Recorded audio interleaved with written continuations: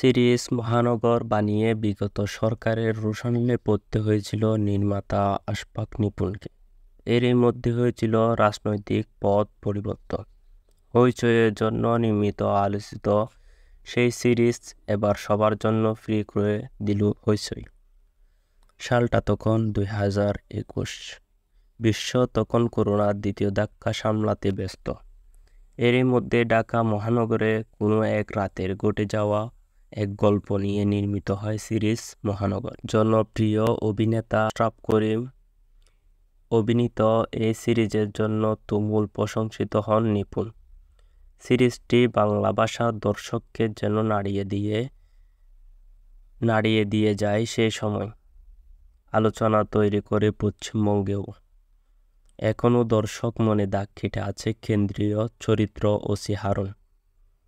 নতুন খবর হচ্ছে 30শে আগস্ট থেকে মহানগরের প্রথম সিজন দেখা যাবে একদম ফ্রিতে। হইচই অ্যাপ ডাউনলোড করলেই দেখা যাবে সিজন। লাগবে না কোনো সাবস্ক্রিপশন, লাগবে না কোনো রেজিস্ট্রি। সেই সাথে হইচই বাংলাদেশের ইউটিউব চ্যানেলে মহানগরের প্রথম কিস্তির একটা পর্ব দেখা যাবে ফ্রি। এই ব্যাপারে পরিচালক আশফাক নিপুণ বলেন, মহানগর নির্মাণের সময় ভাবিনি যে সিরিজটি মানুষ এত পছন্দ করবে। ওয়েব সিরিজটি 2 বাংলাতেও ব্যাপক জনপ্রিয় হয়েছিল, কিন্তু এটি নির্মাণের পর আমাকে বেশ সমস্যাতেও পড়তে হয়।